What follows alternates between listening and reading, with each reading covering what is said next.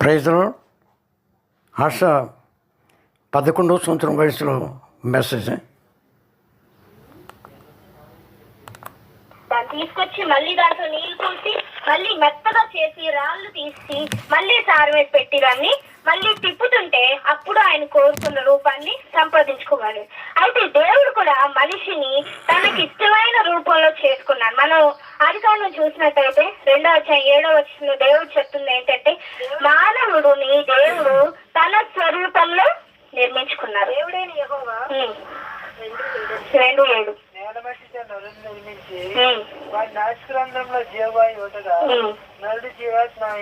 ఇక దేవుడు చెప్తుంది ఏంటంటే, ఆయన చేతితోని నరుని తనకి ఇష్టమైన రూపంలో చేసుకున్నారు.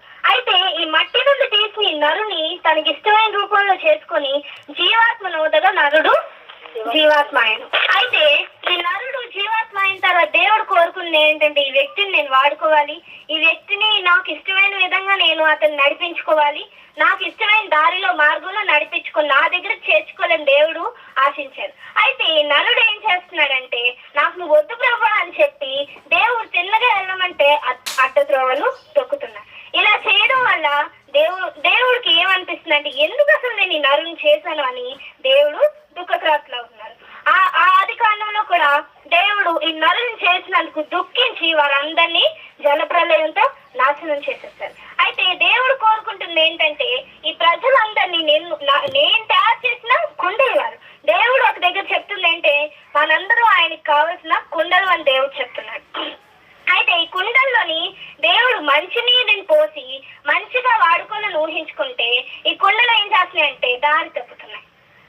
ఈ కుండల్లో సాతాను వచ్చి బ్రాందీ పోసేస్తున్నాడు, వాడికి నచ్చినట్టు వాడుకుంటున్నాడు.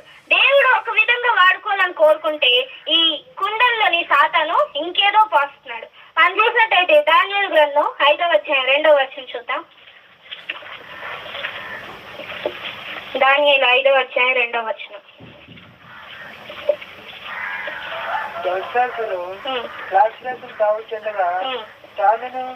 తన అధిపతులను, తన రాజులను, తన ఉపపతులను వాటిలో ద్రాక్షరసం పోసి త్రాగునట్లు తన తండ్రి అయిన నెబుకద్నెజరు యెరూషలేములోని ఆలయంలో నుండి తెచ్చి వెండి బంగారు పాత్రలు తెమ్మని ఆజ్ఞయించాను.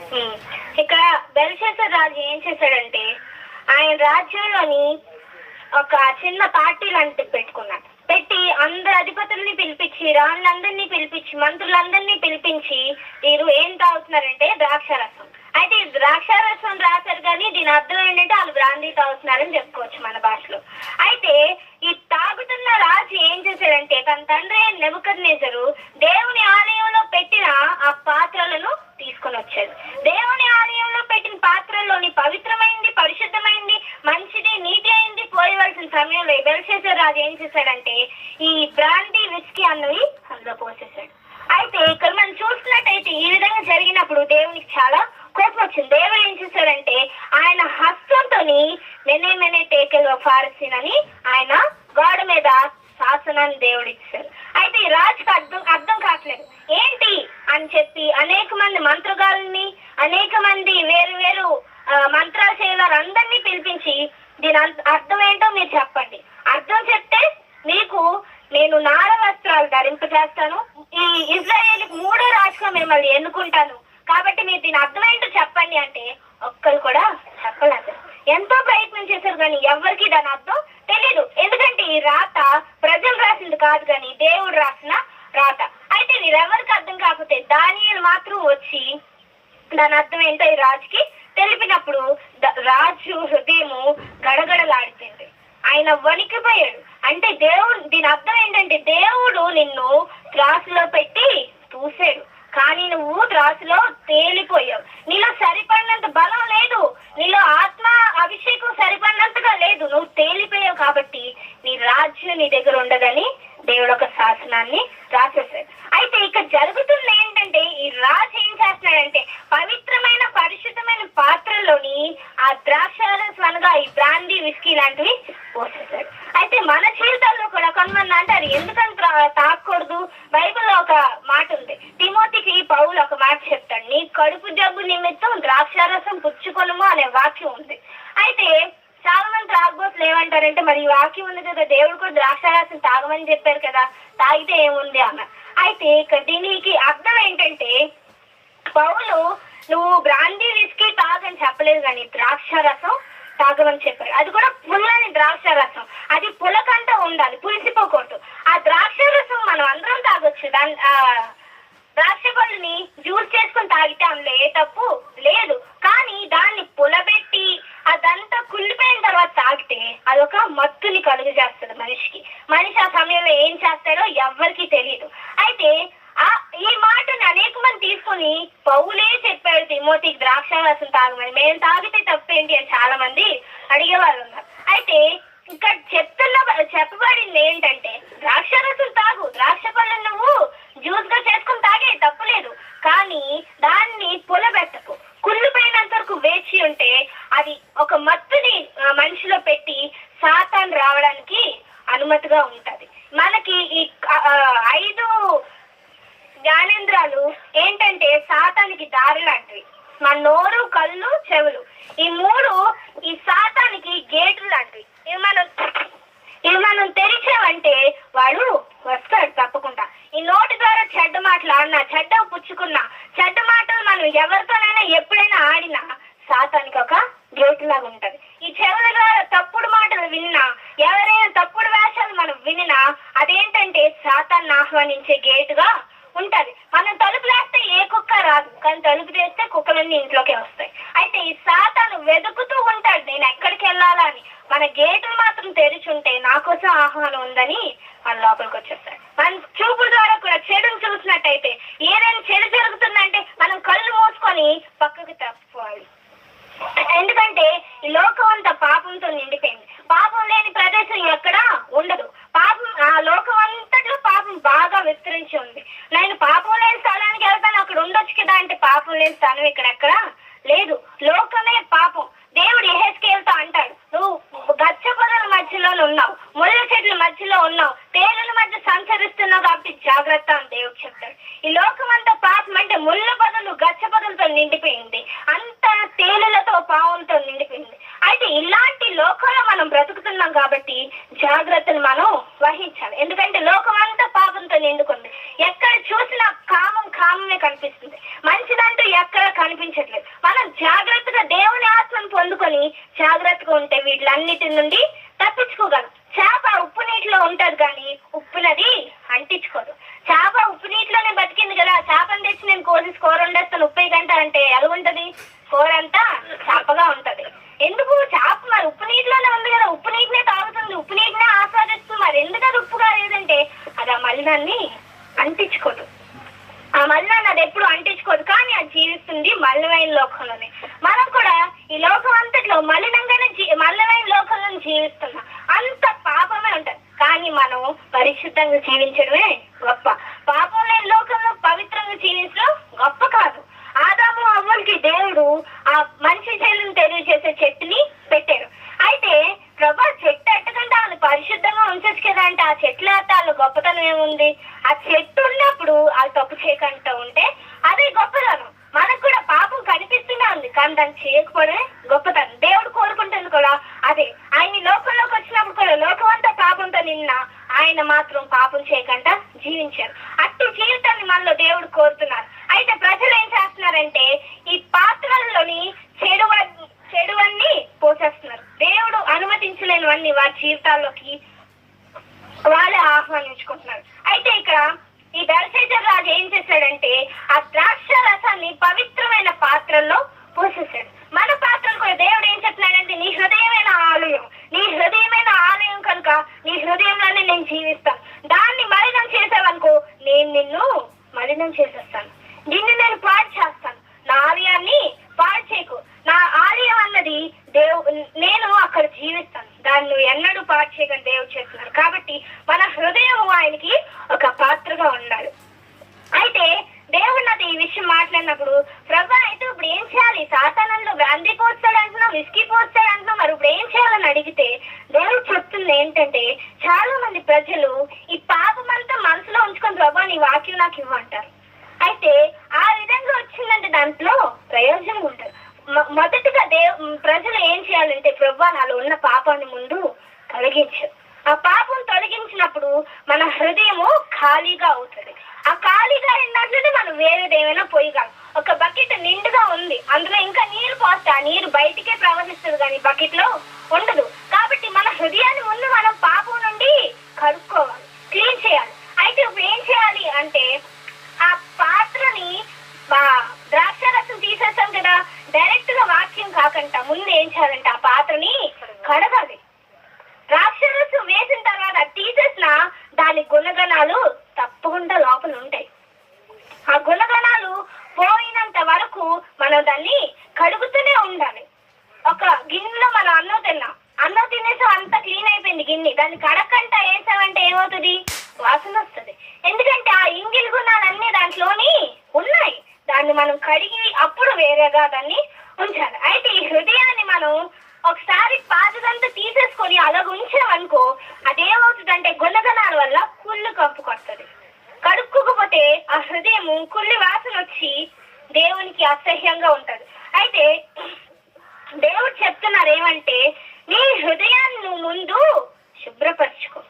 వాక్యం దేవుని రక్తంతో మన హృదయాన్ని మనం కడుక్కోవాలి. ఆ పాపం అంతా పోయేంత వరకు మనం దేవునికి అర్పించుకోవాలి. అయితే ప్రభు అంతా శుభ్రపరిచిన తర్వాత, ప్రభా శుభ్రపరిచే కదా వందనాలు, మళ్ళీ బాగా వస్తానులే గుడ్ బై అని చెప్పేస్తే ఏమవుతుంది?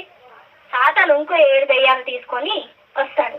ఒక్క దెయ్యం ఉండేది ముందు, ఆ ఒక్క దెయ్యాన్ని దేవుడు వెళ్ళగొట్టాడు. అయితే ఆ ఖాళీ హృదయాన్ని ఉంచామనుకో, ఆ సాతాను ఖాళీగా ఉంది, నీట్గా ఉంది, నాకొస్తా అని చెప్పి ఇంకో 7 దెయ్యాల్ని తీసుకొని వస్తాడు, హృదయాన్ని మలినం చేసేస్తాడు. ఈ సాతానికి ఈ హృదయం ఏంటంటే ఒక రెంట్ హౌస్ లాగా ఉంటది, రెంట్ ఇల్లు లాగా ఉంటది. వాడు కొంతకాలం ఉంటాడు, మనం దేవుడు తగిలేసిన తర్వాత పోతాడు, మళ్ళీ ఎత్తుకుతూ ఉంటాడు, నాకు అక్కడ ఖాళీ అయిపోయింది, నన్ను ఉంచలేదు. అయితే ఎక్కడో ఒక దగ్గర నాకు స్థలం ఉండాలని వాడు ఊరంతా తిరుగుతూ వెతుకుతూ ఉంటాడు. ఆ వెతికినప్పుడు మన ఇల్లు కానీ ఖాళీగా నీట్గా కనిపించిందంటే, ఒకటి కాదు, నాకు ఒక్కరికి ఇల్లు పెద్దదైపోద్ది కాబట్టి ఇంకో 7 తీసుకొస్తానని వాడు 7 తీసుకొని ఆ హృదయాన్ని పాడు చేసేస్తాడు. కాబట్టి మన హృదయాన్ని ఎప్పుడు మనం ఖాళీగా ఉంచకూడదు, దాన్ని పరిశుద్ధాత్మతో నింపబడిన హృదయంగా మనం ఉంచాలి. అయితే ప్రభు ఖాళీగా ఉంచొద్దన్నావు, బాగా చేసావు, ఏం చేయాలంటే నా ఆత్మతో నింపవాలి. హల్లెలూయా, హల్లెలూయా. ప్రభు ఆత్మతో మనం నింపబడినప్పుడు ఆయన ఆత్మ వల్ల ఉంది కాదు, సాతానికి అది ఇల్లులా కనిపించదు, అగ్నిలా కనిపిస్తుంది. హల్లెలూయా. ఆ సాతానికి మళ్ళీ హృదయం ఎలా కనిపిస్తుంది? అగ్నిలా కనిపిస్తుంది. వాడు రాలేడు, అమ్మో అగ్ని దగ్గరికి వెళ్తే కాలిపోతాను. చీకటికి వెలుతురికి ఎక్కడ పొత్తు కుదరదు. సాతాను వెలుతురు కాదు, వాటి చీకటి. మన హృదయం అగ్నితో ఉందంటే అగ్ని ఉన్న దగ్గర ఏం కలుగుతుంది? వెలుగు వేడి కలుగుతుంది. అయితే సాతాని వెలుగు దగ్గర ఉండలేడు, వాడు పారిపోతాడు. కనుక మన హృదయాన్ని ఎప్పుడు అగ్నితోని నింపుకొని ఉంచాలి. ఆ అగ్ని ఏంటంటే పరిశుద్ధాత్మ అనుగ్రహించిన నీరు. ప్రభు దాన్ని ప్రభు ఆ పాత్రలో నీరు వేసి వాడుకుందాం అనుకుంటే, ప్రభు ఆ పాత్రలో నీరు వేసి చక్కగా వాడుకుందాం అని కోరుకుంటే, ఈ ప్రజలు ఏం చేస్తున్నారంటే దాన్ని పాపం చేసేస్తున్నారు, దాంట్లో పుయ్యకూడదవన్నీ పోస్తున్నారు. అయితే దేవుడు చెప్తుంది ఏంటంటే, ఈరోజు నీ హృదయాన్ని నువ్వు ముందు కడుక్కో, నీ హృదయాన్ని నువ్వు ముందు పరిశుద్ధపరచుకో, దాన్ని శుభ్రపరచుకో. పాపంతో నిండి ఉన్న నీ హృదయం అలాగుంటే దేవుడు ఏం చేస్తారంటే, మన హృదయం పాపంతో ఉండిపోయిందంటే నోటితో ఆయన ఉమ్ము వేసేస్తారు. నువ్వు నాకెందుకు పనికిరావు, నీతో నేను ఏ పని నేను చేసుకోలేనని చెప్పి ఉమ్ము వేసేస్తారు. అయితే అంత దౌర్భాగ్య పరిస్థితి మనకు రాకూడదంటే మన హృదయాన్ని మనం ఏం చేసుకోవాలి? కూర్చో. అంత దౌర్భాగ్య పరిస్థితి రాకూడదంటే మన హృదయాన్ని మనం శుభ్రపరచుకోవాలి. శుభ్రపరచుకున్నది ఖాళీగా ఎన్నడూ ఉంచకూడదు. ఖాళీగా శుభ్రంగా ఉందనుకో, ఎవరైనా ఇంటి కోసం వచ్చారు, ఇల్లులో వాళ్ళకి లేక అద్దె కోసం వచ్చారనుకో, చూద్దాం. అయితే ఖాళీగా ఎప్పుడు నిండుగా ఉన్న ఇంటిని ఇల్లు ఖాళీయా అని అడగరు, ఇల్లు ఖాళీయా అని అడగరు. ఎందుకంటే అది నిండుకుని ఉంది ప్రజెంట్, ఖాళీగా ఉంది, ఇల్లు ఖాళీయేనండి, ఎవరు ఉండట్లేదా, మేము ఉండొచ్చా అని అడుగుతారు. మన హృదయం కూడా ఖాళీగా ఉంటే వాడు వచ్చి ఆ హృదయాన్ని వాడు తడతాడు, లోపలికి వెళ్ళిపోతాడు, 7 తీసుకొని ఆ హృదయంలోనే నివాసం చేస్తుంటాడు. అయితే వాడికి అది నివాసంగా ఉండకూడదు. ప్రభు ఏం చెప్తున్నా, నీ హృదయం నాకు ఆలయం, అది దాన్ని నువ్వు పాడు చేసావండి, నిన్ను నేను పాడు చేస్తానని దేవుడు చెప్తున్నారు. అయితే ఆ హృదయాన్ని మనం ముందుగా శుభ్రపరచుకోవాలి. ఏది ఉండకంటే, ఏ మలినం, ఏ ముడత డాగు ఉండకంటే దాన్ని మనం శుభ్రపరచుకున్న తర్వాత నీరని దేవుని ఆత్మని మనలోని ఉంచుకోవాలి. నీరంటే మామూలు తాగే నీళ్ళు కాదు, కానీ అది పరిశుద్ధాత్మ అనుగ్రహించు జీవజలపు ఊట. దాన్ని మన హృదయంలో ఉంచుకున్నట్లయితే సాతానికి లోపలికి రావడానికి మార్గం ఉండదు. ఆ వాడిని మాత్రం మనం ఆహ్వానించామంటే 7 దెయ్యాలు ముందుకన్నా మనం చూద్దాం ఒకసారి. లూకాసు వార్త 11:26 ఒకసారి చూద్దాం. లూకాసు వార్త 11:26. తనకంటే చెడ్డమైన గంట పెట్టుకుని వచ్చాను. అవి అందులో ప్రవేశించి అక్కడే కాపురం ఉండదు. అందుకు చేత ఆ మనిషిని కడుపు స్థితి మొదటి స్థితి కంటే మొదటి స్థితి కంటే ఏమవుతుంది? చెడ్డదైపోతుంది. ముందు అతను ఒక్క పాపం చేసేవాడంటే ఇప్పుడు 10 పాపాలు చేస్తాడు. ముందు ఒక్క బాటిల్ బ్రాండ్ అంటే ఈ 7 వచ్చాక ఇంకో 7 బాటిల్ కలుపుకుంటాడు. ముందు ఒక్క దొంగతనం చేశాడంటే ఇంకొద్ది రోజులు పోయాక ఇంకో 7 చేస్తాడు. ముందు ఒక్క సినిమా చూసేవాడంటే ఇంకొద్ది రోజులు పోయాక 7 సినిమాలు చూస్తానంటాడు. అయితే ఈ పాపము, ఈ శాపము ఎలాంటిదంటే వాడు మన హృదయాన్ని తీసుకెళ్లి పిండి పిండి పాడు చేసేస్తాడు. ఇదేమి ఇలా జరగకూడదంటే మన హృదయాన్ని ఎప్పుడు ఖాళీగా ఉంచకూడదు, పరిశుద్ధాత్మతో నింపబడి ఉండాలి. ఖాళీగా ఉంచుకోవద్దంటే కొన్ని పాపమైన ఉంచొచ్చా అంటే అది కుదరదు. దేవుని ఆత్మతో మనం నింపబడినట్టయితే ఆయన నోటి నుండి ఉమ్మేసే అవకాశాన్ని మనం రాదు మనకి. దేవుడు ఒకవైపు ఎంత ప్రేమమూతో ఇంకోవైపు అంత గ్రడ్జించు సింహం. ఆయన కోపం వచ్చిందంటే అగ్ని జ్వాలలు లెగుస్తాయి. ఆయన కోపం వచ్చిందంటే సముద్రం అంతా ఎగసి పడుతుంది. ఆయన కోపం వచ్చిందంటే ఒకేసారి భూమి కంపిస్తుంది. అంతటి అగ్నితో ఉన్న ఒక వ్యక్తి ఆయన ఎంత ప్రేమమూర్తో అంత గర్జించు సింహం. దేవుడు ప్రేమగా ఉన్నాడు కదా, దేవుడు క్షమిస్తున్నాడు కదా అని తప్పుల మీద తప్పులు చేస్తూ ఉన్నామంటే ఒకేసారి నోటి నుండి ఉమ్ము వేసేస్తాడు. నువ్వెవరో నాకు తెలియదు, నీతో నాకు సంబంధం లేదు, కాబట్టి నువ్వు ఇక్కడ నుండి వెళ్ళిపో అని ఉమ్ము వేసేస్తాడు. అట్టి దౌర్భాగ్య స్థితి రాకూడదంటే మనం ఏం చేయాలంటే మన హృదయాన్ని ఎప్పుడు నింపుకొని ఉండాలి. దేంతో? పరిశుద్ధాత్మ అగ్నితో నింపబడి ఉండాలి. ఆయన ఇచ్చే జీవజలపు ఊటతో నింపబడి ఉండాలి. ఇవన్నీ మనలో ఉంటే సాతానికి ఎక్కడ అవకాశం ఉండదు. అయితే ఇవన్నీ ఉన్నప్పుడు ఏం జరుగుతుందంటే 2 తిమోతి రాసిన పత్రిక 2వ అధ్యాయం 20 నుండి 22 వచనాల వరకు చదువుదాం. గొప్ప ఇంట్లో వెండి పాత్రలను బంగారు పాత్రలను మాత్రమే కాక కరవియు మట్టివియు కూడా ఉండదు. వాటితో కొన్ని ఘనత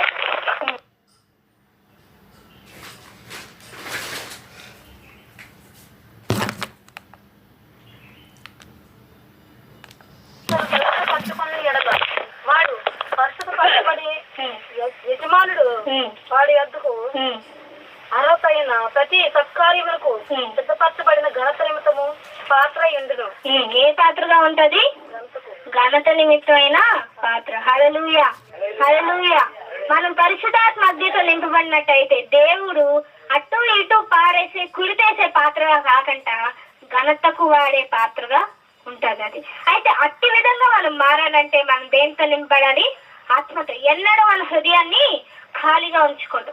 ఒక కుండని ఒక రైతు కొనుక్కొని నెత్తి మీద పెట్టుకొని తీసుకెళ్తే ఈ రైతు ఎంతో బాధగా ఉండడంతో కొండ అడిగి, నీకేమైంది, నువ్వు ఎందుకు అంత బాధగా ఉన్నావంటే, నీకేం కొండ, చక్కగా తల మీద ఉన్నావు, నీ బరువు అంతా నేనే మోస్తున్నాను, చక్కగా కూర్చొని ఉన్నావు, మరి నేను ఎన్నో కష్టాలు పడుతున్నానంటే, అయ్యో రైతు నీ కష్టాలన్నీ నువ్వు పడుతున్నావు, నా కష్టం నీకు తెలుసా అంటే, నీకేం కష్టం ఉంది, నా తల మీద కూర్చొని ఉన్నావు కదా అంటే, నా కష్టాలు నీకు చెప్తాను విను అన్నాడంట. అయితే అసలు నీ కష్టం ఏంటి అంటే, ఒకప్పుడు చక్కగా ఒక మొక్క కింద ఉండేదాన్ని, గులాబీ పువ్వు మొక్క కింద మట్టిగా దానికి సారం ఇస్తూ ఉండేదాన్ని నేను.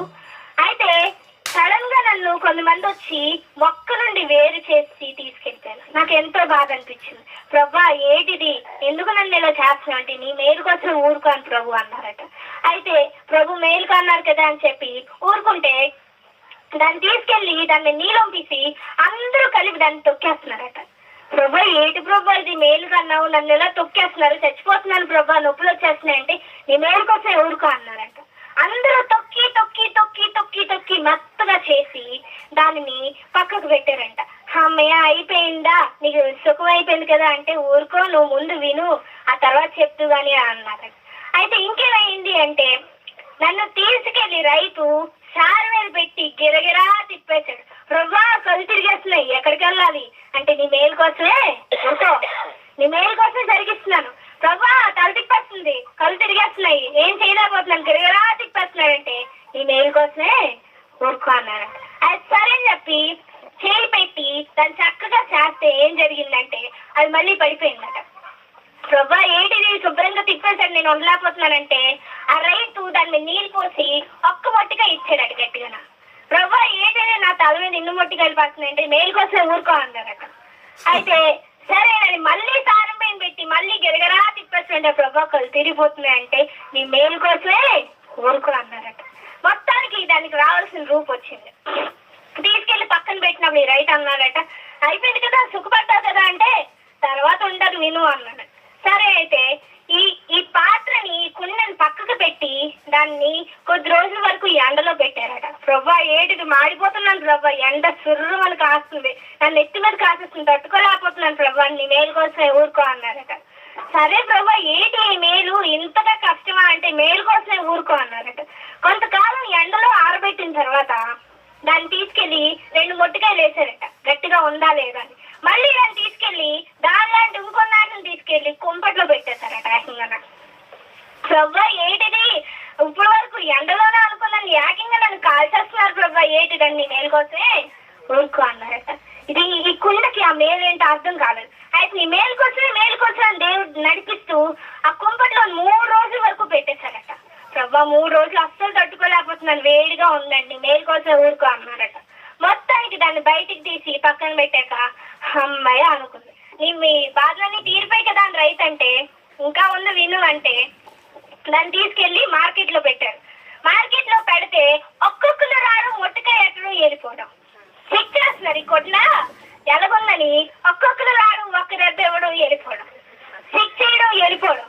అంటే ఆఖరికి నువ్వు నన్ను కొనుక్కున్నావు రైతు అంటే, సుఖం అయిపోయింది కదా అంటే, ఊరుకో నువ్వేమైనా మామూలు నువ్వు కూడా 2-3 మొట్టకాయలు ఇచ్చా నన్ను తీసుకెళ్ళావు, నువ్వేం సాధారణమైన వాడు కాదు, నాకు ఇంకో 2 ఇచ్చి అప్పుడు నేను ఎత్తున్నారు కూర్చోబెట్టుకున్నావు, ఇన్ని కష్టాలు పడిన తర్వాత అయ్యేంత సుఖపడ్డానంటే అప్పుడే రైతు మారాడట.